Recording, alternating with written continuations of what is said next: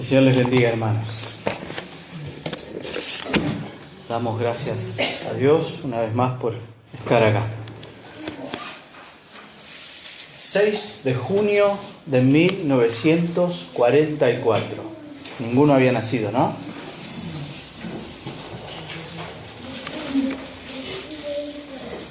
...6 de junio de 1944 pasó algo muy importante en la historia de la humanidad. Seguro lo escucharon en la escuela, lo hablaron, pero no se acuerdan la fecha. Yo la tuve que buscar. Me acordaba que esto había pasado, pero no sabía la fecha. El 6 de junio de ese año se celebra algo, se conmemora algo que se conoce como el Día D. ¿Alguien escuchó hablar del Día D?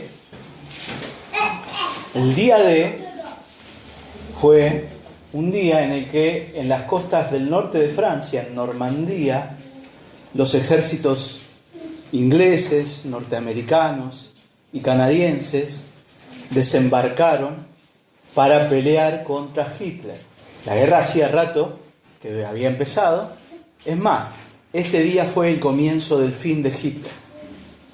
Murieron muchas personas ese día tratando de desembarcar, porque obviamente Hitler no quería que desembarcara el ejército aliado en ese lugar, ¿sí?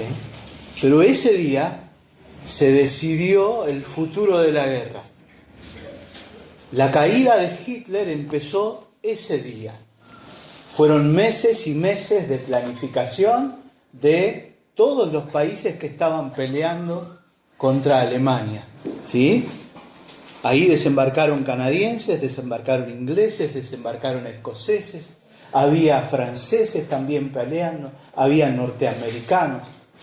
Cuando los barcos y los aviones empezaron a largar gente contra ese lugar, los que llegaban a esas costas se encontraron con ametralladoras y cañones y todo el ejército alemán esperándolos, pero ellos, sabiendo la importancia que tenía ese día, insistieron, y aunque muchos dieron su vida, la victoria fue del ejército aliado, y ahí se estableció una cabeza de puente, se llama.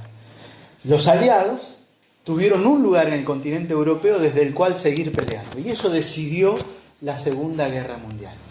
De alguna forma, el pasaje que nosotros vamos a leer en el día de hoy es un día del cristianismo.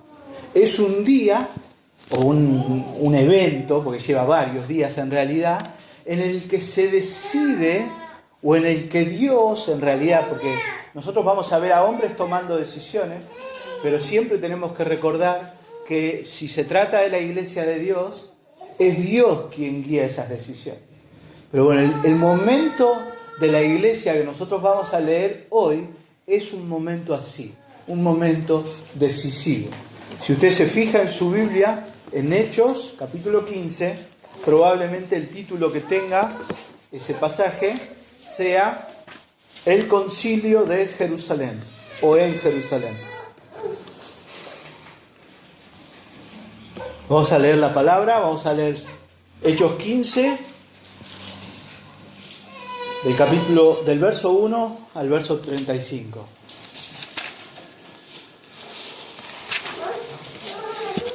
Hechos 15, del 1 al 35. ¿Lo tiene? Dice la palabra del Señor. Para contextualizar, acuérdense, Pablo, lo último que leímos, llegó al final de su primer viaje misionero a Antioquía y como que se asentó por un tiempo ahí. Mientras eso sucede, dice: entonces, algunos que venían de Judea enseñaban a los hermanos: si no os circuncidáis conforme al rito de Moisés, no podéis ser salvos. Como Pablo y Bernabé tuviesen una discusión y contienda no pequeña con ellos, se dispuso que subiesen Pablo y Bernabé a Jerusalén, y algunos otros de ellos a los apóstoles y a los ancianos para tratar esta cuestión. Ellos pues, habiendo sido encaminados por la iglesia, pasaron por Fenicia y Samaria, contando la conversión de los gentiles, y causaban gran gozo a todos los hermanos. Y llegados a Jerusalén, fueron recibidos por la iglesia y los apóstoles y los ancianos y refirieron todas las cosas que Dios había hecho con ellos. Pero algunos de la secta de los fariseos que habían creído se levantaron diciendo: es necesario circuncidarlos y mandarles que guarden la ley de Moisés. Y se reunieron los apóstoles y los ancianos para conocer de este asunto. Y después de mucha discusión, Pedro se levantó y les dijo: varones, hermanos, vosotros sabéis cómo ya hace algún tiempo que Dios escogió que los gentiles oyesen por mi boca la palabra del Evangelio y creyesen. Y Dios, que conoce los corazones, les dio testimonio dándoles el Espíritu Santo, lo mismo que a nosotros. Y ninguna diferencia hizo entre nosotros y ellos, purificando por la fe sus corazones. Ahora pues, ¿por qué tentáis a Dios poniendo sobre la cerviz de los discípulos un yugo que ni nuestros padres ni nosotros hemos podido llevar? Antes creemos que por la gracia del Señor Jesús seremos salvos de igual modo que ellos. Entonces toda la multitud cayó y oyeron a Bernabé y a Pablo, que contaban cuán grandes señales y maravillas había hecho Dios por medio de ellos entre los gentiles. Y cuando ellos callaron, Jacobo respondió diciendo: varones hermanos, oídme. Simón ha contado cómo Dios visitó por primera vez a los gentiles para tomar de ellos pueblo para su nombre. Y con esto concuerdan las palabras de los profetas, como está escrito: después de esto volveré y reedificaré el tabernáculo de David, que está caído, y repararé sus ruinas y lo volveré a levantar, para que el resto de los hombres busque al Señor y todos los gentiles sobre los cuales es invocado mi nombre.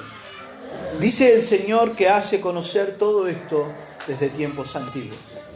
Por lo cual, yo juzgo que no se inquiete a los gentiles que se convierten a Dios, sino que se les escriba que se aparten de las contaminaciones de los ídolos, de fornicación, de ahogado y de sangre. Porque Moisés, desde tiempos antiguos, tiene en cada ciudad quien lo predique en las sinagogas, donde es leído cada día de reposo. Entonces pareció bien a los apóstoles y a los ancianos, con toda la iglesia, elegir de entre ellos varones y enviarlos a Antioquía con Pablo y Bernabé, a Judas, que tenía por nombre Barsabás, y a Silas, varones principales entre los hermanos, por cuanto hemos oído que algunos han salido de nosotros, a los cuales no dimos orden, os han inquietado con palabras, perturbando vuestras almas, mandando circuncidaros y guardar la ley.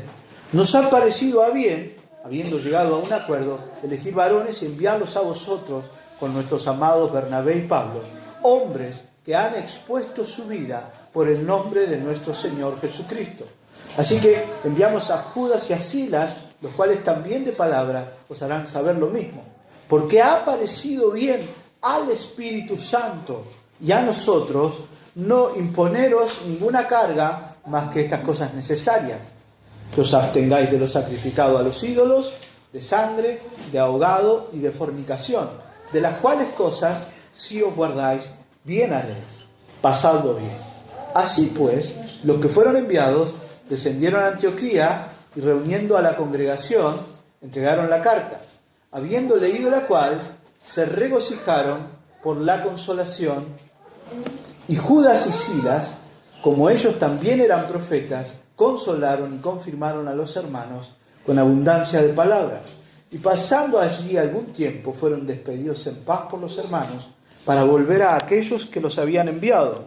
Mas a Silas le pareció bien el quedarse allí. Y Pablo y Bernabé continuaron en Antioquía, enseñando la palabra del Señor y anunciando el Evangelio con otros muchos. Amén. Hasta aquí la palabra del Señor. ¿Se entendió por qué este pasaje es como una especie de día decisivo para la iglesia? El asunto que van a discutir es un asunto tan importante que merece que se haga todo lo que se hizo acá, todo lo que nos cuenta Lucas. ¿Cuál es el tema que está en discusión? ¿Cuál pareciera ser el conflicto? El conflicto pareciera ser si los gentiles necesitan circuncidarse o no. ¿Cuál es el problema de circuncidarse? Si es una operación, son 10 minutos. Es más, Pablo alguna vez circuncidó a alguno de sus discípulos. ¿Por qué? Porque iba a ir con él a muchos lados, a muchas sinagogas, e incluso al templo. Y entonces, para que no hubiera problema con eso, porque este hermano era judío solo a la mitad, digamos. Y entonces él lo circuncida para eso. ¿Por qué si Pablo estuvo dispuesto a circuncidarlo a él, ahora se pone tan ferviente con el asunto? Dice que hubo una discusión no pequeña. Cuando Lucas dice que la discusión no fue pequeña, fue una discusión grande. ¿Qué es lo que está en discusión? Lo que está en discusión es si Cristo es suficiente para salvación. Los gentiles, ¿en quién habían creído? En Jesucristo. La pregunta ¿es suficiente eso? Y el problema está en que estos judíos judaizantes lo que estaban diciendo no era solamente hay que circuncidarse. Lo que estaban diciendo es que Cristo no era suficiente, que había que hacer algo más. Y eso sí es vital. Circuncidarse es un detallecito. Pero que Cristo sea suficiente es vital. Cada uno de los encabezados de este sermón, de cada parte, va a comenzar con esta frase: solo en Cristo hay salvación. Porque la verdad que está en discusión acá es esa. Si Cristo es suficiente para que nosotros seamos salvos, para que nuestras vidas sean transformadas, para que nosotros tengamos comunión con Dios, ¿qué necesitamos? Necesitamos a Cristo. ¿Y qué más? ¿Qué más necesitamos? Bautizarnos. Si no sos bautizado, no te salvás. No, claro que no, si lo aprendimos con los que aprendieron del bautismo. La salvación es un mandamiento del Señor, bautizarse es un acto de obediencia al Señor, pero no es un requisito para la salvación. El ejemplo más claro, aunque sea una excepción a la regla, es el del discípulo de Cristo que menos aprendió del Evangelio en su vida, que es uno que se convirtió y a los 10 segundos se murió. Estaba crucificado al lado del Señor. Señor, acuérdate de mí en tu reino, le dijo. Yo creo en vos, yo confío en vos, acordate de mí. Y Jesús le dijo: hoy estás conmigo en el paraíso. Y fue salvo. ¿Qué requisito cumplió? El único necesario: poner su fe en Jesús. Ahora, el problema o la discusión acá era ese: ¿es Cristo suficiente o no? Y esa es una idea que es decisiva. Es más, para anticiparme al final, la suficiencia de Cristo para la salvación es lo que distingue al Evangelio verdadero de cualquier otro mensaje que no es el de la Biblia, pero que intente pasar por Evangelio.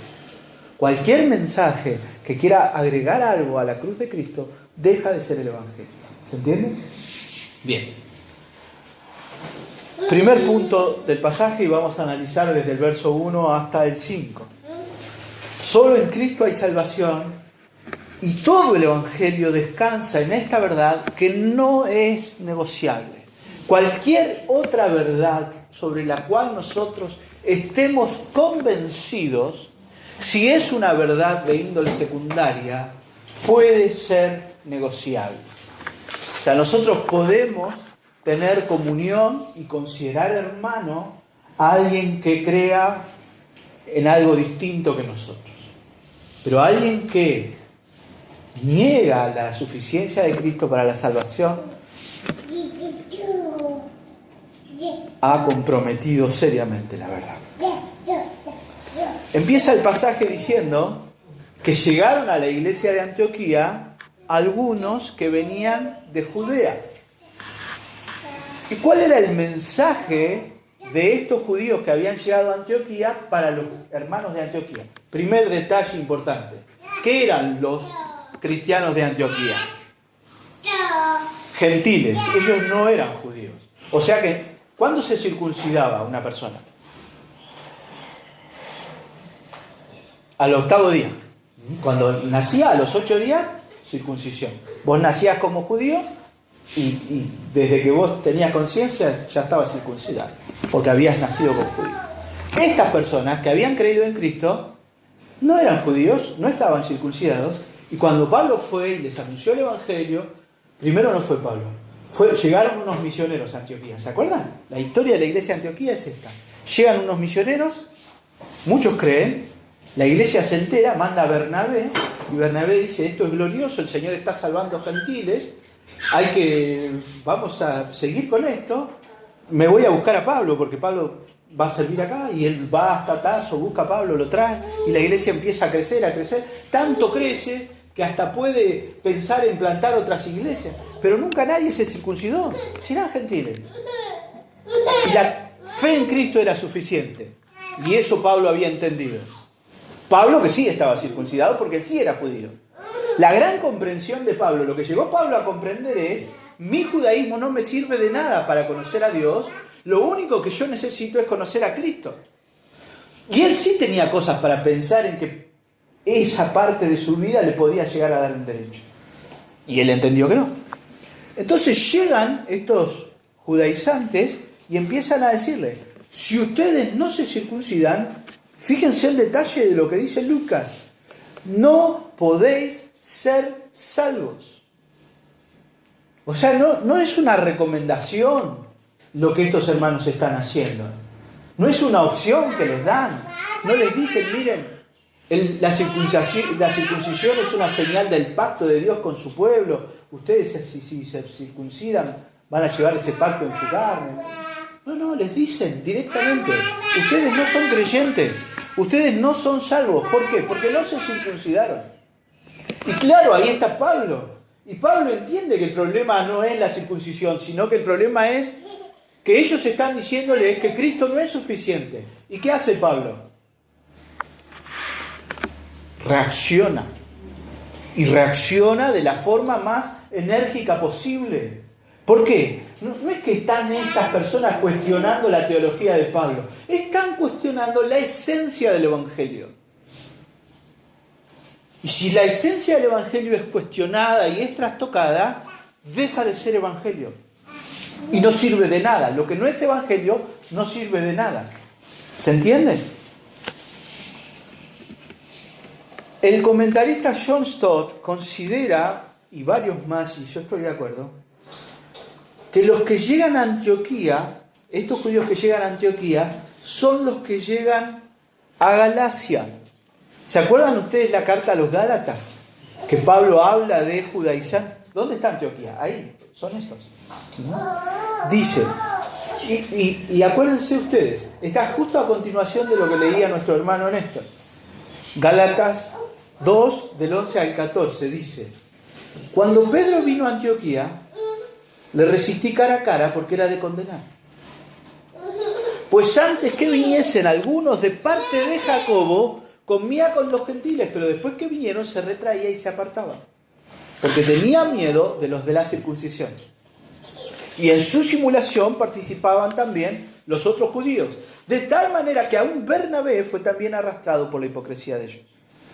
Pero cuando vi que no andaban rectamente conforme a la verdad del Evangelio, dije a Pedro delante de todos, si tú siendo judío vives como los gentiles y no como judío, ¿por qué obligas a los gentiles a judaizar? ¿Se entiende? El gran problema con esta gente es que ellos no querían que la gente conozca a Dios. ellos estaban más interesados en que la gente formara parte de su grupo. Ellos buscaban hacer más judíos, por decirlo de alguna forma. Y el llamado del Evangelio no es ese. Una vez más, el tema en cuestión es no si la circuncisión es importante o no, sino la suficiencia de Cristo en la salvación, y eso es lo que ellos están cuestionando. Lo que nosotros vemos acá es, verso 2, que hubo entre Pablo y Bernabé y esta gente que había venido una contienda no pequeña. Cuando Lucas dice acá que la contienda no es pequeña, está diciendo, como ya dije, que es una contienda muy grande. ¿Vale la pena que sea una contienda grande? Sí, más vale, porque el tema es central. ¿Y qué pasa? Se agarran. Nada. Pero decide, la iglesia de Antioquía entiende que el tema que se está discutiendo es tan serio que hay que cortarlo de raíz. Y entonces designan que Pablo y Bernabé suban a Jerusalén, vayan a Jerusalén. ¿Por qué? Porque en Jerusalén están los apóstoles y la iglesia inicial, ¿sí? Aquellos que tienen autoridad. En lo que leía Néstor, Pablo dice que él fue y se reunió con aquellos que tenían reputación, con los líderes de la iglesia. Él reconoce la autoridad que tienen, Pedro, Juan, todos los apóstoles. Entonces la iglesia decide que Pablo y Bernabé vayan a Jerusalén. Verso 3 nos dice que habiendo sido encaminados por la iglesia, encaminados por la iglesia significa que la iglesia les dio todo lo necesario para ese viaje, ¿no? Ellos no están viajando a título personal, sino que están viajando comisionados por la iglesia. Van Pablo, Bernabé y algunos otros de ellos. ¿Por dónde pasan? Por Fenicia y por Samaria. ¿Hay creyentes ahí? Sí, claro. ¿Qué característica tienen esos creyentes? Tampoco son judíos. Entre los fenicios hay muchos gentiles en Fenicia, y Samaria son todos samaritanos. No solo gentiles, samaritanos, despreciados por los judíos. Pero ellos también habían creído. Felipe había ido a predicarle a los samaritanos y se habían convertido, ¿se acuerdan? La iglesia había mandado también a alguien a ver eso y había dicho, bueno, Dios está salvando. Y si Dios está salvando, ¿quién somos nosotros para decir que Dios está salvando a los equivocados? Mientras pasan por esa iglesia, ¿qué hacen Pablo y Bernabé? Cuentan la conversión de los gentiles. Y dice que causaban gran gozo a todos los hermanos. O sea, mientras ellos se dirigen hacia Jerusalén, ellos están convencidos de que lo que Dios ha hecho, lo ha hecho Dios. A ver, si de Pablo dependiera y la concepción mental de Pablo dependiera, él hubiera sido el último en ir a predicar a los gentiles, porque él era un fariseo recalcitrante. Ahora, la transformación que el Evangelio produjo en Pablo lo mueve a ir a predicarle a personas que él consideraba despreciables antes. Entonces, esa convicción que el Señor le ha dado, él la sostiene. Y él va a Jerusalén porque está convencido de que eso es lo que Dios le ha mandado a hacer, predicar a los gentiles. Y lo sigue anunciando en el camino. Verso 4. Y llegados a Jerusalén, fueron recibidos por la iglesia y los apóstoles y los ancianos. ¿Y qué hablaron ellos? Y refirieron todas las cosas que Dios había hecho con ellos. Todas las cosas que Dios había hecho con ellos. Lucas no nos da detalles, porque ya lo leímos antes, en los capítulos anteriores, el viaje que están haciendo. A cada lugar que iban, predicaban el Evangelio, y aunque había rechazo de algunos, muchos gentiles llegaban al Señor, y eso era maravilloso. Y esas son las grandes cosas que Dios había con ellos.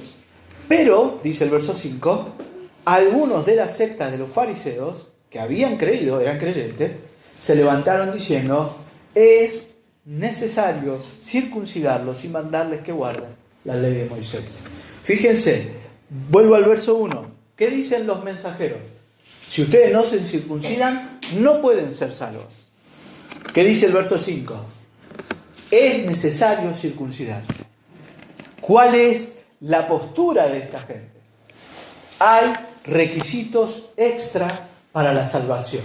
La fe en Cristo solo no alcanza. De alguna manera, estos judaizantes quieren sumar para su propio grupo, quieren traer gente a su equipo. Ahora, lo vital no es que los gentiles se hagan judíos. Lo vital es que los judíos tengan comunión con Dios y que los gentiles tengan comunión con Dios y que todos sean parte de un solo pueblo, el pueblo de Dios. ¿Cuál es el requisito para ser parte del pueblo de Dios? ¿Qué tenemos nosotros que hacer para ser parte del pueblo de Dios? Poner nuestra fe en Jesucristo. Nada más. Ahora, cuando yo digo nada más, no es solo un alivio decir nada más, porque la tendencia nuestra es a querer hacer algo más, a querer agregarle algo más. Muchas veces nosotros creemos que la aprobación de Dios hacia nuestras vidas depende de lo que nosotros hacemos. Y si es así, la verdad es que las noticias siguen siendo malas, porque no hay nada tan bueno que nosotros podamos hacer que haga que Dios se complazca en lo que nosotros somos. La única forma en la que nosotros podemos tener comunión con Dios y ser incorporados al pueblo de Dios es precisamente dejar de lado esa confianza que nosotros tenemos en nosotros mismos, que es siempre nuestra tentación, para poner nuestra fe en Cristo. Fe significa confianza, no significa solo creer que Dios existe, es confiar en ese Dios que es y existe. Ahora, la confianza en Dios sí o sí demanda despojarme de mi autoconfianza. No es necesaria ninguna otra cosa, y es más, pretender sumar otra cosa hace que esa fe que yo digo tener en Cristo deje de ser solo fe en Cristo. Ahora, lo que está en juego es tan importante que la Iglesia decide abordarlo en lo que se conoce como el Concilio de Jerusalén. Este es el primer concilio de la Iglesia. La Iglesia después tuvo varios concilios. ¿Qué es un concilio? Viene de consejo. Gente que se reúne, hermanos en la fe, que se reúnen y buscan la guía de Dios para dirimir un tema que es importante y crucial. ¿Sí? La Iglesia después se reunió para hablar de la doctrina de la Trinidad, para hablar de la divinidad y la naturaleza de Cristo. Eso a lo largo de la historia, la Iglesia se ha reunido. Cuando hay un tema importante que dirimir, la Iglesia se reúne y busca el consejo de Dios para saber qué Dios dice sobre ese tema. Por ejemplo, hace no mucho tiempo, hace menos de 100 años, hubo un concilio de iglesias en Chicago para hablar sobre la autoridad de la Biblia. Es la Declaración de la Inerrancia de las Escrituras de Chicago. Ahí se reunieron un montón de teólogos, pastores, iglesias y lo que sea, para expresar con claridad que la Iglesia cree que esta Biblia es la palabra de Dios inerrante y autoritativa. ¿Cuándo fue necesario que la Iglesia se reúna y ponga eso en claro? Y cuando hubo gente que empezó a cuestionar que esto no era la palabra de Dios, que esto contenía la palabra de Dios. Y es muy sutil la diferencia, pero no es lo mismo. Esto es la palabra de Dios.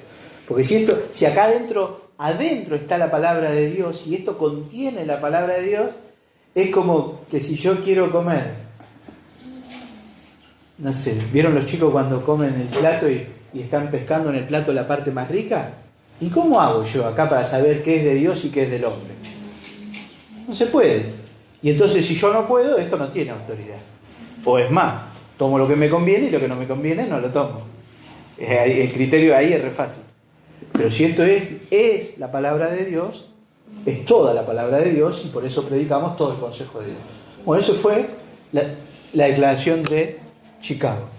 Más acá en el tiempo existe algo que se llama la declaración de Danvers. En Danvers se juntó la Iglesia para dirimir el tema de la masculinidad bíblica y la feminidad bíblica, que es algo que está hoy en discusión. Hoy se está discutiendo eso. No quiero irme del tema. Acá lo que estaba en discusión era algo que es medular al cristianismo. ¿Alcanza con creer en Cristo o no? ¿Cuál es la respuesta? Sí, claro. No solo alcanza, es lo único que alcanza. Es lo único. Solo por la fe en Cristo nosotros somos salvos. Y no hay nada que nosotros podamos hacer. Es más, no tenemos que hacer nada. Porque si nosotros queremos hacer algo, es porque en nuestro fuero interior estamos convencidos de que lo que nosotros podemos hacer tiene algún valor. Y no lo tiene. Porque todo lo que yo quiero hacer para que Dios se agrade de mí, nace de mi convicción de que yo soy suficiente. Cuando el Evangelio me llama a creer que solo Cristo es suficiente, que solo Cristo hizo aquello que para mí era imposible. Porque si hubiera una mínima posibilidad de que el hombre pudiera ser salvo por sus propios méritos, Cristo no hubiera venido. La venida de Cristo a nuestro mundo fue absolutamente necesaria. Y por eso Jesús habla de su exclusividad. Jesús dice: nadie viene al Padre si no es por mí. ¿Quiénes son hechos hijos de Dios?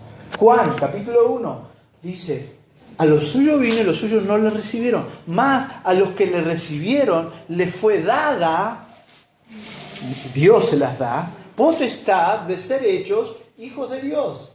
Eso es un don de Dios. La fe es un don de Dios, la gracia es un don de Dios, la salvación es un don de Dios. Y ahora, a veces el catolicismo suele rechazar esto porque dice: no puede ser tan fácil que yo no haga nada. Y en realidad es muy difícil no querer hacer nada. Porque es lo contrario, el hombre quiere hacer algo. Y ahí está la discusión. La discusión es esa. Y esta verdad, solo la fe en Cristo es necesaria para la salvación. Es una verdad sobre la cual descansa todo el Evangelio. Es una verdad no negociable. El primer requisito para nuestra salvación es la conciencia del pecado. Reconocernos pecadores. Ahora, ¿cómo el hombre llega a reconocerse pecador? Por la palabra de Dios y el Espíritu Santo de Dios que le abre sus ojos. Es el Espíritu el que abre nuestros ojos para que nosotros podamos ver, conocer nuestra condición y acudir a Cristo arrepentidos de ese pecado y buscando su perdón. Ahora, esto no es algo que el hombre hace. Al hombre no le nace eso. Al hombre le nace la culpa, pero no el arrepentimiento genuino. La culpa sí. ¿Qué produce culpa? La ley, la religión. Que yo sepa lo que está mal, quiera hacerlo bien. Yo quiero hacerlo bien. No puedo, y entonces ¿cómo me siento? Culpable. Ahora, esa culpa no lleva a lo que es el arrepentimiento verdadero.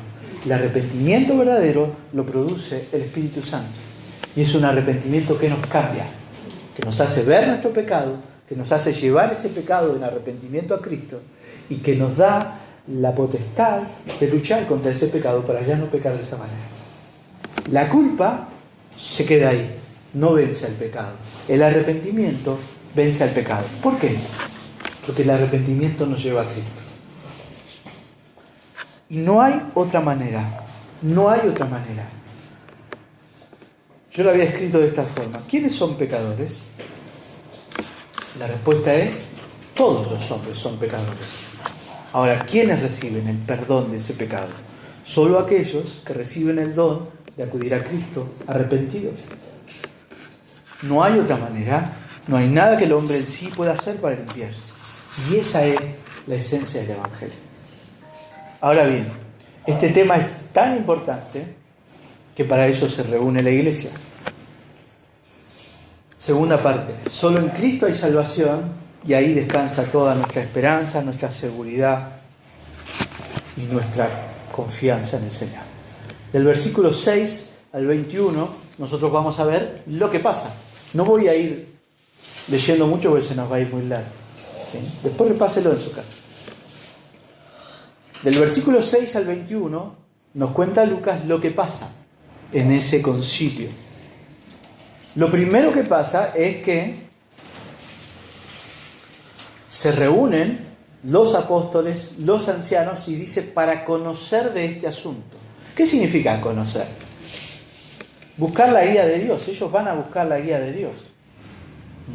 No es que ellos van a inventar algo acá. La iglesia no inventa nada. La iglesia nunca puede inventar algo.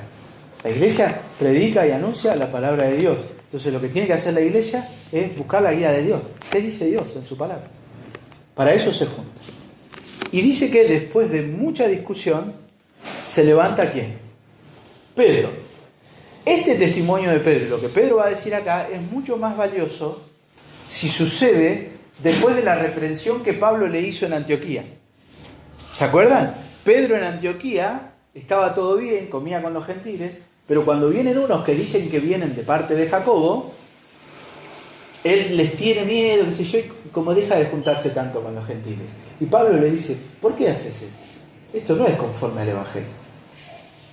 Y Pedro entonces se arrepiente de lo que ha hecho, y aquí está. Vamos a ver lo que dice ahora. Y lo que Pedro dice tiene más peso a la luz de lo que ya ha vivido Pedro. Pedro conoce esto de primera mano. 3 testimonios nosotros vamos a ver en este pasaje. 3 testimonios que afirman que la salvación es solo por medio de Cristo. El primero de ellos es el testimonio de Pedro, que se levanta y dice, varones hermanos, vosotros sabéis cómo ya hace algún tiempo que Dios escogió, fíjense, en qué hace hincapié Pedro, en que la elección es de Dios. Que los gentiles oyesen por mi boca la palabra del Evangelio y creyesen. ¿De qué está hablando acá? Del encuentro con Cornelio. Pedro, el día que él estaba orando, el Señor le manda una visión y dice, Pedro, anda donde yo te digo, levántate, mate con. ¿Se acuerdan de ese pasaje? Si no lo leen, está un poco más atrás. Pero Pedro, que era un judío y que él no se juntaba, no comía con gentiles, recibe un mandato del Señor, anda a esa casa y predica el Evangelio. Y él va y se encuentra que no son judíos. ¿Cómo va a entrar a una casa que no son judíos? Es más, es un romano, un enemigo, un soldado. Ha matado a un montón de judíos este tipo. Y Dios me manda que yo le predique. Pero Pedro, movido por el Espíritu Santo, ¿qué hace? Va y predica. ¿Y qué ve? Que el Espíritu Santo es derramado sobre Cornelio y toda su casa. Él es testigo de que Dios escogió a los gentiles, que Dios los llamó, Dios los salvó. Dice, Dios escogió que los gentiles oyesen por mi boca la palabra del Evangelio y creyesen. Y Dios, que conoce los corazones, y acá esta expresión es central, Dios está mirando los corazones, Dios está transformando los corazones, porque Dios no mira eso, no mira si está circuncidado o no. Dios está mirando otra cosa. ¿Quiénes son los suyos? Aquellos cuyos corazones han sido transformados por la palabra del Evangelio. Les dio testimonio dándoles el Espíritu Santo lo mismo que a nosotros. Esta es la idea central de Pedro. Yo, siendo judío, para ser salvo y recibir el don del Espíritu de Dios en mi vida, tuve que creer en Cristo y arrepentirme de mi pecado.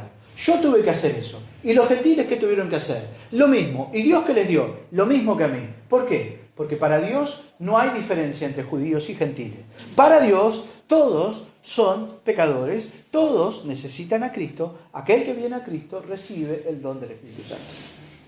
Ese es el centro de lo que Pedro está diciendo. Y ninguna diferencia hizo entre nosotros y ellos, purificando por la fe sus corazones. Dios los salvó. Y fíjense qué fuerte lo que dice el versículo 10. Ahora pues, ¿por qué tentáis a Dios poniendo sobre la cerviz de los discípulos un yugo que ni nuestros padres ni nosotros hemos podido llevar? Antes creemos que por la gracia del Señor Jesús seremos salvos, de igual modo que ellos. Doy vuelta a lo que Pedro dice. Nosotros somos salvos ¿por qué? Por haber sido judíos, por haber caminado 3 años con el Señor, por haber sacrificado. No, somos salvos por la gracia del Señor, igual que ellos. Ahora, si Dios los salvó, si Dios les dio fe cuando ellos escucharon el Evangelio, si Dios dio testimonio de su fe otorgándoles el Espíritu Santo, ¿por qué nosotros queremos ahora ponerles a ellos una carga que Dios no quiere ponerles? Es más, es una carga que ni nosotros fuimos capaces de llevar. Porque el pueblo judío, que tenía la ley, la historia del pueblo judío, es una historia de rebelión contra esa ley. Lea el Antiguo Testamento. Ellos tenían bien clarito, primer mandamiento: amarás al Señor tu Dios con todo tu corazón, toda tu alma, toda tu mente. No te harás imagen alguna de lo que está arriba en el cielo, ni debajo en la tierra, ni en las profundidades debajo de la tierra. Lea Crónicas, lea Reyes, vea. ¿Qué hacían los judíos? Lugares altos, adorar a los Baales, casarse con cualquiera y terminar yendo a la fiesta. Tenían la ley y la habían desobedecido. Y si nosotros no pudimos llevar este yugo, y Cristo vino para quitar de nosotros este yugo, ¿por qué nosotros se los queremos imponer a ellos? Y es más, si ustedes quieren hacer eso, están tentando a Dios. Tentar acá significa provocar, hacer enojar. Cada vez que nosotros queremos reducir el Evangelio al legalismo, estamos convirtiéndonos en tentadores de Dios. Porque estamos desvirtuando el Evangelio. El Evangelio es eso, es gracia, es Cristo. Le dice, es fuerte lo que dice. El versículo 12, bien cortito, nos da otro testimonio, aparte del de Pedro, que es el testimonio de Bernabé y Pablo. ¿Qué cuentan Pablo y Bernabé? Lo mismo que ya dijo antes. Cuán grandes señales y maravillas había hecho Dios por medio de ellos entre los gentiles. Sutil la diferencia, pero en el verso 4 dice, refirieron todas las cosas que Dios se había hecho con ellos. Y acá dice, contaban cuán grandes señales y maravillas había hecho Dios por medio de ellos entre los gentiles.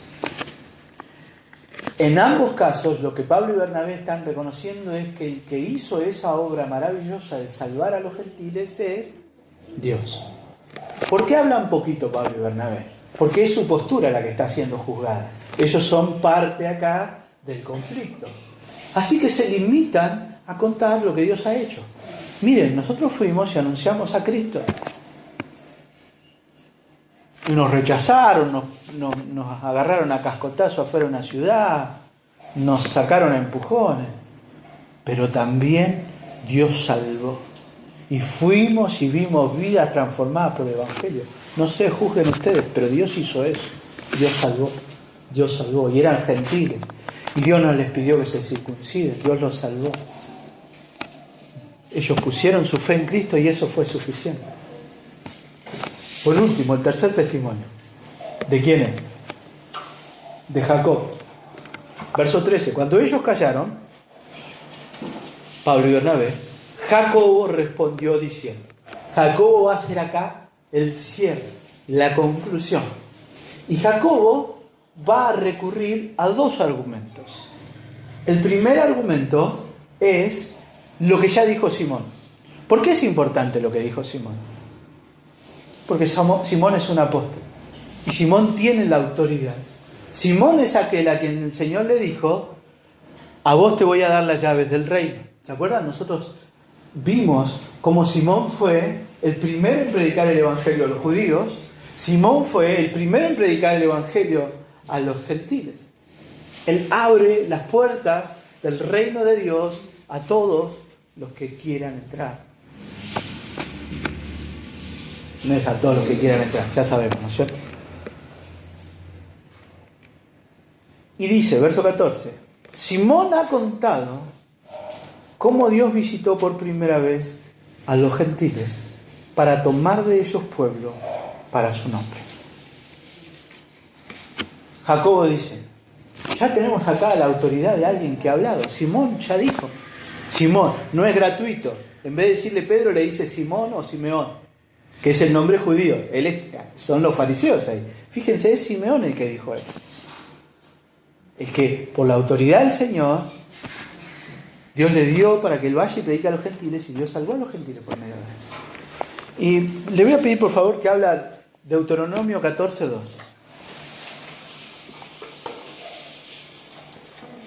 Me gustaría llamar la atención sobre un detalle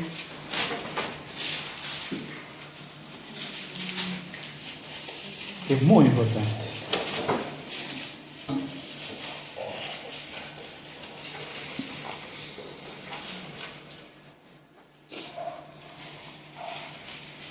Dice, ¿lo tiene? Deuteronomio, capítulo 14, versículo 2 dice, el Señor hablando a Israel, porque eres pueblo santo a Jehová tu Dios, y Jehová te ha escogido para que le seas un pueblo único de entre todos los pueblos que están sobre la tierra. Detalle sobre el que quiero llamar la atención en este pasaje. Dios te llamó a vos, Israel, para que seas un pueblo único de entre todos los otros pueblos. Definición del sustantivo propio. Sustantivo propio es aquel que designa a un individuo para distinguirlo de los mismos de su clase. Siempre doy el mismo. Si yo digo, necesito un hermano que me ayude a mover sillas, ¿quién viene? Cualquiera. Si yo digo, Mauricio, ayúdame a mover una silla, ¿quién tiene que venir? Mauricio solo. Eso es un sustantivo propio. Te distingo de todos los otros hermanos que hay acá. Lo que Dios está haciendo acá en este versículo es eso. Esto está escrito originalmente en hebreo. Los judíos tenían una traducción al griego de la Biblia, la Septuaginta. Los discípulos la usaban mucho, era muy común esta traducción de la Biblia. La palabra que acá se traduce como pueblo único, en griego es laos. Y la palabra que acá se traduce como pueblos, así en general, es etne, de donde viene etnia, raza. ¿Sí? ¿Se entiende? Bueno, fíjense ahora. Dice, verso 14. Simón ha contado cómo Dios visitó por primera vez a los gentiles para tomar de ellos laos para su nombre. La palabra que usa acá Jacobo es la palabra laos. Es decir, lo que está diciendo Jacobo es que los gentiles son pueblo de Dios. No son pueblos, no son. Son pueblo escogido de Dios. Miren, es el comentarista Bruce el que lo explica así.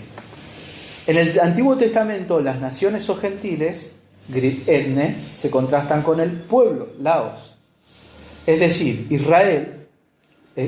Cuando Moisés le dice a los israelitas en Deuteronomio 14:2, Jehová los ha escogido, o lo que ya leímos, los dos términos se oponen entre sí. Laos y etne son términos opuestos. ¿Sí? Laos es el pueblo de Dios. Etne es todos los otros pueblos. ¿Cómo llama Jacobo acá a los gentiles que han recibido el Evangelio? Laos. Pero cuando Jacobo utiliza estos mismos términos aquí, no dice que Dios toma un pueblo por contraste con los gentiles, sino que toma un pueblo que consiste en gentiles. Lo que está diciendo Jacobo acá es que lo que le sucedió a Pedro y lo que Pedro contó es la señal de que los gentiles son pueblo de Dios, sin distinción. ¿Por qué? Porque creyeron en Cristo. Y la fe en Cristo de Cornelio y de todos los gentiles que han creído es la única base por la cual alguien empieza a formar parte de la iglesia. A veces nosotros decimos vamos a la iglesia, yo lo digo, ¿sí? Pero en realidad no vamos a la iglesia. Esto es un salón, mañana nos vamos a otro lado, seguimos siendo iglesia, nos vamos a una plaza, seguimos siendo iglesia. Lo importante no es ir a la iglesia, lo importante es ser iglesia. ¿Quién es iglesia? Aquel que ha creído en Cristo. Porque si hay alguien aquí que no ha creído en Cristo, no es iglesia, no es parte de la iglesia. no es laos. Ahora, lo que está diciendo Jacobo es, escuchen lo que dijo nuestro hermano Simeón. Él fue, le predicó a los gentiles, Dios les dio arrepentimiento, les dio fe, les dio el Espíritu Santo. Ya está, son pueblo de Dios. ¿Qué más quieren? No pidan nada más. Están tentando a Dios, como dijo Pedro. Y no solo ese argumento, sino que ahora va a dar Jacobo otro argumento. Es interesante, Jacobo está usando un tipo de argumentación típica judía, que era recurrir al Antiguo Testamento. Y acá va a él a citar al profeta Amós, y dice, con esto, con lo que Pedro contó, concuerdan las palabras de los profetas, como está escrito. Y acá citamos, después de esto volveré y reedificaré el tabernáculo de David que está caído y repararé sus ruinas y lo volveré a levantar para que el resto de los hombres busque al Señor y todos los gentiles sobre los cuales es invocado mi nombre, dice el Señor, que hace conocer todo esto desde tiempos antiguos. Dice, Amós profetizó que Dios iba a restaurar el trono de David y que esa restauración del trono de David iba a atraer a Dios a los gentiles. ¿Quién es el que se sentó en el trono de David eternamente y para siempre? Cristo. ¿Cuál es el tabernáculo de David hoy? ¿Dónde mora Dios? En la iglesia, en su pueblo. Judíos y gentiles, no importa. Dios mora en aquellos que han puesto su fe en Cristo. Y entonces Jacobo está diciendo, miren, lo que Pedro contó es un argumento suficiente. Ya está, son salvos. Dios los incorporó a su pueblo. Y es más, no debería sorprendernos, porque ya el Antiguo Testamento lo dijo. Cuando Dios restaure el trono de David, los gentiles vendrán. Y lo único que va a exigir Dios es que crean en Cristo. Por lo cual, y acá está la conclusión que Jacobo va a dar, yo juzgo que no se inquiete a los gentiles que se convierten a Dios. No les exijan que se circunciden. No es necesario. No solo es necesario, no es necesario. Podría ser pernicioso. Porque si hay algo que yo puedo hacer para ser salvo, por más que yo diga, estos días estuve aprendiendo sobre expiación con Alejandro. Y él hablaba, hay muchas teologías, que dicen que el hombre tiene un poquito todavía, que tiene una mínima capacidad. Y él lo ilustraba de esta forma, esta postura teológica que no es la bíblica. Como que el hombre se está ahogando. Y lo que él tiene que hacer es estirar la mano y que Dios lo rescate. Y entonces, ¿quién te rescata? Dios. Pero de alguna forma vos tenés que estirar la mano. Entonces vos hiciste algo. Si vos pensás un poquito, estirar la mano no es nada. Pero si a nosotros nos dejan, ese estirar la mano nos hace que nos olvidemos que nos estábamos hundiendo, que nos estábamos ahogando y que es Dios el que tuvo que sacarnos. Si nosotros podemos, aunque sea estirar la mano, le vamos a dar más valor a ese estirar la mano que a todo lo que Dios hizo. Y la verdad es que el hombre ni siquiera puede estirar la mano. Es más, el hombre está ahogado, en el fondo, muerto. Y Dios entra en esa agua y lo rescata, y le da vida y hace lo que es imposible. Y ese es el Evangelio. Y él dice, por lo cual yo juzgo que no se inquiete a los gentiles que se convierten a Dios, sino que se les escriba que se aparten de las contaminaciones de los ídolos, de fornicación, de ahogado y de sangre. Porque Moisés desde tiempos antiguos tiene en cada ciudad quien lo predique en las sinagogas, donde es leído cada día de reposo.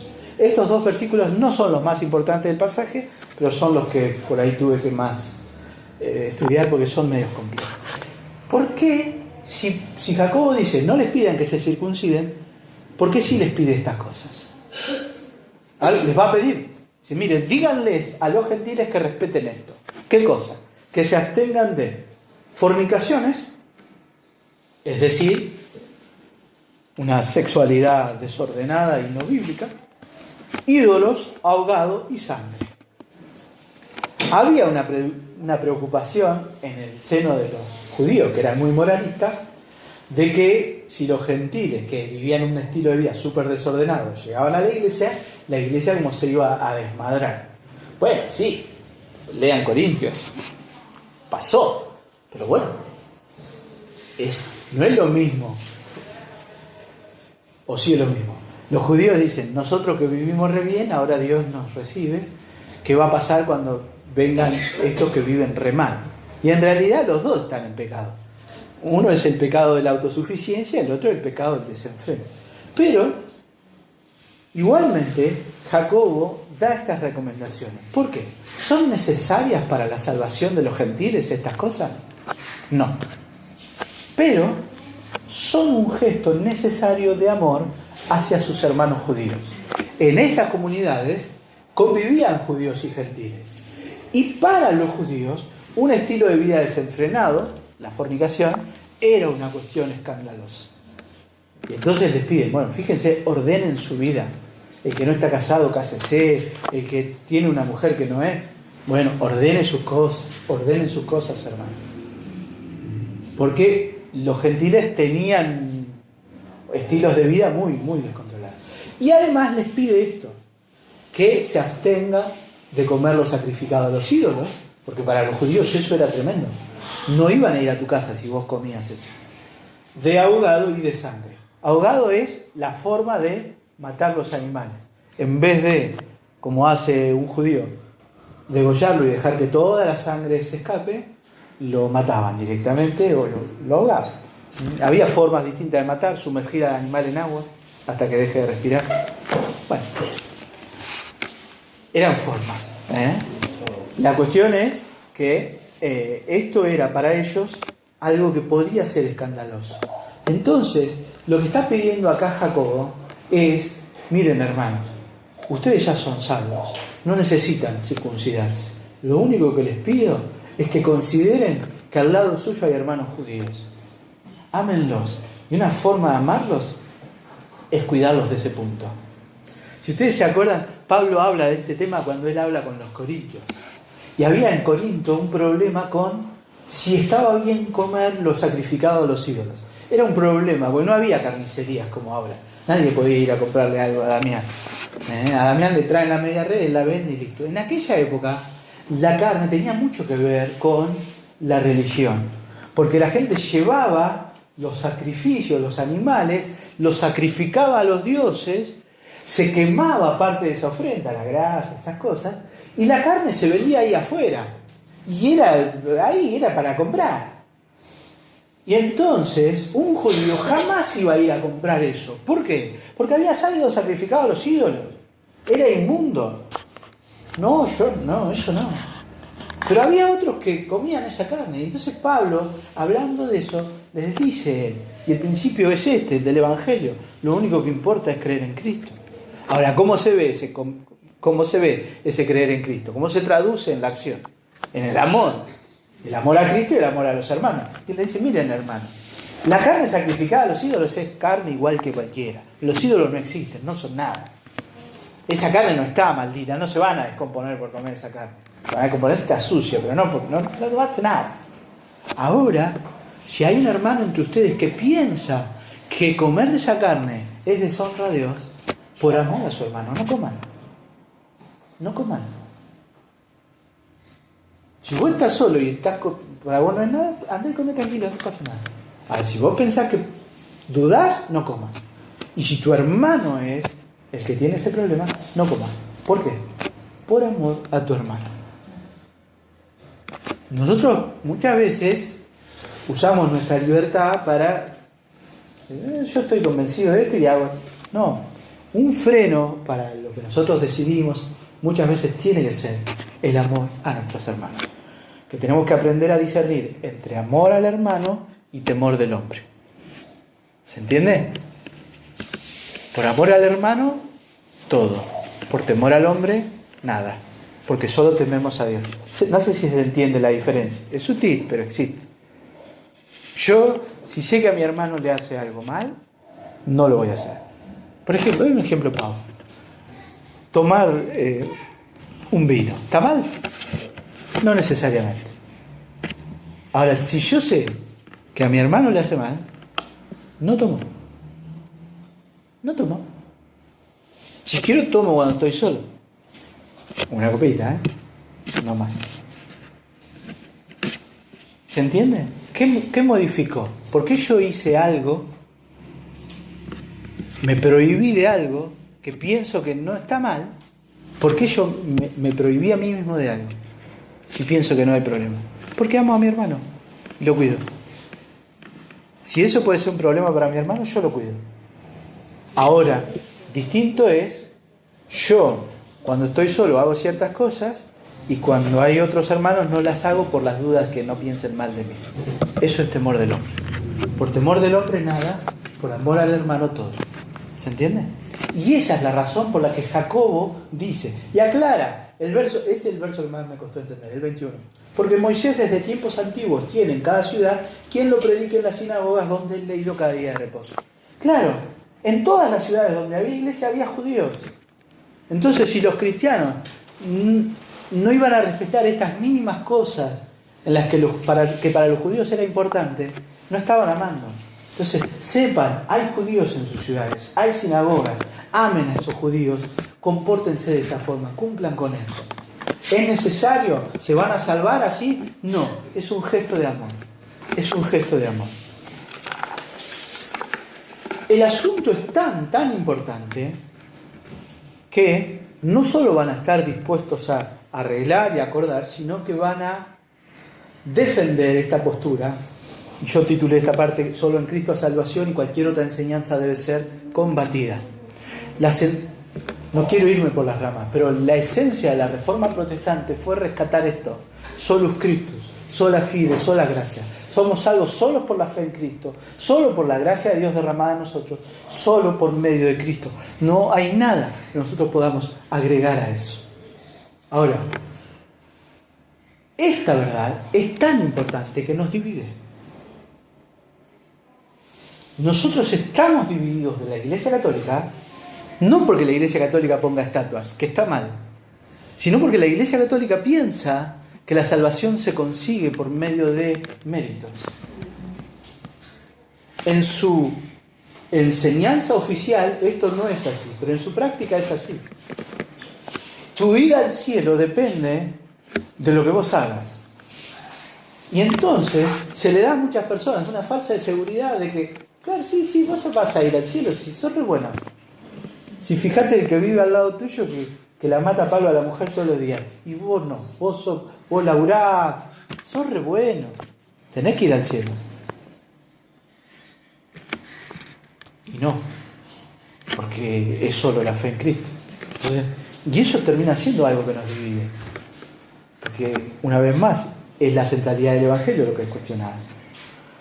Muy bien, entonces una vez que la Iglesia ha llegado a este acuerdo, la circuncisión no es necesaria porque la salvación es solo por medio de la fe en Cristo. Solo les pedimos que amen a sus hermanos judíos y se cuiden en lo que hacen, por amor a ellos.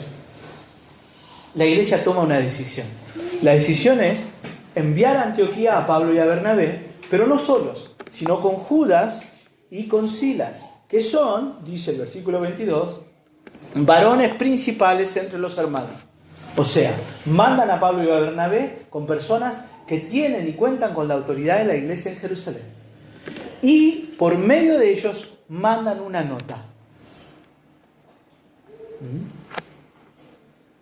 Dicen, los apóstoles, y estoy en el verso 23, y los ancianos, y los hermanos, a los hermanos de entre los gentiles. Déjenme llamar la atención sobre este detallecito. ¿Cómo les dicen?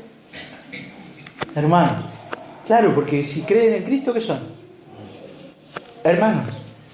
¿Cuál es el requisito para que alguien sea mi hermano? ¿Que crea en la Confesión Bautista de Londres? ¿O en la declaración tal o cual? El requisito es la fe. El requisito es la fe en Cristo. La fe en Cristo es una fe que transforma, es una fe que busca la Escritura. No vale no hay que aclarar. No es que cualquiera que diga creer en Cristo ya está ahí, es mi hermano. Muchos me dirán, Señor, Señor, en aquel día, y yo les diré, aléjense de mí, hacedores de maldades. Hay muchos que dicen conocer al Señor y no lo conocen. Pero son hermanos porque creen en Jesucristo. Los apóstoles y los ancianos y los hermanos, a los hermanos de entre los gentiles que están en Antioquía, en Siria y en Cilicia, salvan. por cuanto hemos oído que algunos que han salido de nosotros, a los cuales no dimos orden, os han inquietado con palabras, perturbando vuestras almas, mandando circuncidaros y guardar la ley, nos ha parecido bien, habiendo llegado a un acuerdo, elegir varones y enviarlos a vosotros con nuestros amados Bernabé y Pablo, hombres que han expuesto su vida por el nombre de nuestro Señor Jesucristo. Así que enviamos a Judas y a Silas, los cuales también de palabra os harán saber lo mismo. Porque ha parecido bien al Espíritu Santo y a nosotros no imponeros ninguna carga más que estas cosas necesarias. Que os abstengáis de lo sacrificado a ídolos, de sangre, de ahogado y de fornicación, de las cuales cosas si os guardaréis, bien haréis. Pasadlo. Fíjense, la iglesia acá está declarando fuertemente que aquellos que fueron a Antioquía y les dijeron a los hermanos, si ustedes no se circuncidan, no pueden ser salvos, necesitan circuncidarse, primero, se mandan solos porque nadie los mandó, dicen que vienen de parte de, pero en realidad nadie los mandó a hacer eso, y no solo eso, sino que su objetivo es inquietarlos con palabras y perturbar vuestras almas. Porque ese es el efecto de una predicación que saca a Cristo o que pone a Cristo a un margen. Perturbar y quietar. La seguridad de nuestra salvación solo es posible si nuestra fe está puesta en Cristo. Es necesario que los hermanos entre los gentiles sepan solo dos cosas. Son salvos exclusivamente por la fe en Cristo y porque son salvos van a amar a sus hermanos judíos. La iglesia reacciona de manera rápida y de manera contundente. Aquellos que dicen que es necesario que hagamos alguna cosa para recibir el favor de Dios no son heraldos del Evangelio. Aquel que te inclina a confiar en vos mismo te aleja de Cristo. Digo de vuelta, aquel que te inclina a confiar en vos mismo te aleja de Cristo. Hay doctrinas secundarias y doctrinas centrales. La salvación exclusivamente por medio de la fe en Cristo es el pilar sobre el cual se funda toda nuestra fe cristiana. Un evangelio que le anuncia al hombre que debe hacer algo para recibir su salvación, le está anunciando que él puede hacer algo. Y eso no es verdad. ¿Es solo Cristo o no es? Termino. Solo en Cristo hay salvación. Y ese es un mensaje que proclamamos porque produce gozo. Fíjense cómo termina el pasaje. Así que pues los que fueron enviados descendieron a Antioquía y reuniendo a la congregación entregaron la carta. Habiendo leído la cual, se regocijaron por la consolación. Y Judas y Silas, como ellos también eran profetas, consolaron y confirmaron a los hermanos con abundancia de palabras. Y pasando algún tiempo allí, fueron despedidos en paz por los hermanos para volver a aquellos que los habían enviado. Mas a Silas le pareció bien el quedarse allí, y Pablo y Bernabé continuaron en Antioquía, enseñando la palabra del Señor y anunciando el Evangelio con otros muchos. La carta llega al destino, al mismo lugar donde nació la controversia. Se lee. ¿Cuál es la reacción de la gente? El gozo. Porque el Evangelio produce eso: regocijo, salvación, consolación. El gozo de saber que Cristo ha hecho lo que nosotros no podíamos, ni podemos, ni podremos hacer. Y la consolación de saber que Él sí pudo y lo hizo. Dice ahí Lucas que Judas y Silas no solo se limitan a entregar la carta, sino que explican esto. Dice con abundancia de palabras. No está diciendo acá Lucas que son charlatanes, sino que de muchas maneras y discipulando a los hermanos, ellos les anuncian esto, la salvación por medio del Señor. Hay algunos que creen que el versículo 34 es un agregado tardío al texto original, porque el verso 33 dice que se van, pero el verso 34 dice que Silas se queda. Nosotros vamos a avanzar y vamos a ver que Silas está en Antioquía y va a ayudar a Pedro, va a ayudar a Pablo. Silas va a aparecer, va a seguir apareciendo en la Biblia como alguien que sigue predicando el Evangelio. O bien Silas se quedó, o bien Silas se fue a Jerusalén, avisó que había traído la carta y se volvió a Antioquía. No importa, es un detalle. Mientras tanto, Pablo y Bernabé, ¿qué hacen? Siguen predicando. Vean siempre esto. Pablo y Bernabé predican. son una máquina de predicar el Evangelio. ¿Por qué? Porque ese es el llamado que ellos recibieron. Ahora, un Evangelio que lleva a los hombres a poner su fe en Cristo es un Evangelio liberador, es un Evangelio esperanzador. Pero un Evangelio que deja las cargas sobre nuestras propias capacidades, lo único que puede producir es frustración. El Evangelio de Cristo es una fuente siempre de gozo. Algunos pensamientos finales de cosas que necesitaríamos considerar. Piénselo, medítelo, este es un pasaje muy rico, muy rico. Acá lo que hay es, teológicamente, esto. Somos salvos por Cristo y por nadie más. ¿Qué implica esto? ¿Qué implica para nosotros, para nuestras vidas? Primero, pensaba, debemos considerar el riesgo de caer en la tentación de procurar atraer a otros a nosotros mismos, como los fariseos. La misión de la iglesia es mostrar las virtudes de Cristo. Es una tentación en la que podemos caer, querer atraer a los demás hacia nosotros mismos, hacia nuestro grupo de pertenencia, a lo que sea. En esta iglesia, ¿nosotros queremos que la gente venga a esta iglesia? Sí, claro. Y ese es un deseo genuino y que honra a Dios si queremos que la gente venga a esta iglesia para tener comunión con Dios, para que Cristo se vea reflejado en nuestra vida. No para que haya más gente simplemente. Porque a veces es una tentación. Lo importante, lo vital, es que la gente conozca a Cristo. Debemos recordarnos a nosotros mismos y a cada momento que caminar en el Evangelio es caminar en crecimiento del conocimiento de Cristo y en una dependencia cada día mayor de Él. También este pasaje me ayuda a estar atento a discernir de otros evangelios. Volviendo a la carta a los Gálatas, que tiene mucho que ver con esto. Pablo les dijo a los Gálatas, si alguien les predica otro evangelio, está bajo maldición. No lo escuchen. ¿Cómo nosotros discernimos otro evangelio? ¿Cuál es otro evangelio? Todo aquel evangelio que no tiene a Cristo en el centro.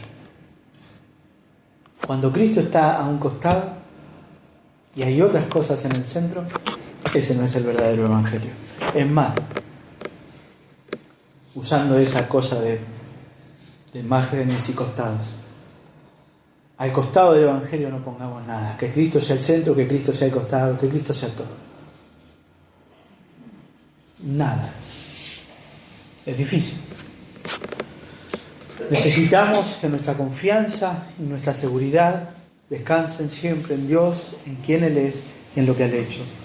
Y debemos recordar que el único requisito para ser parte del pueblo de Dios es la fe en Cristo. Todo aquel que cree en Jesucristo, si yo también estoy confiando en Jesucristo, es mi hermano. El pueblo de Dios son aquellos que Dios amó, aquellos que Dios escogió y aquellos a quienes Dios rescató por medio de Cristo. No hay nada que el hombre pueda hacer ni sumar a la obra de Dios. No puedo. Nada. No tengo que agregar. La tentación siempre está. No puedo agregar nada al Evangelio de Cristo. No tengo que agregar nada. Me tengo que refrenar de esa tentación. Porque es solo en Jesús que nosotros encontramos salvación.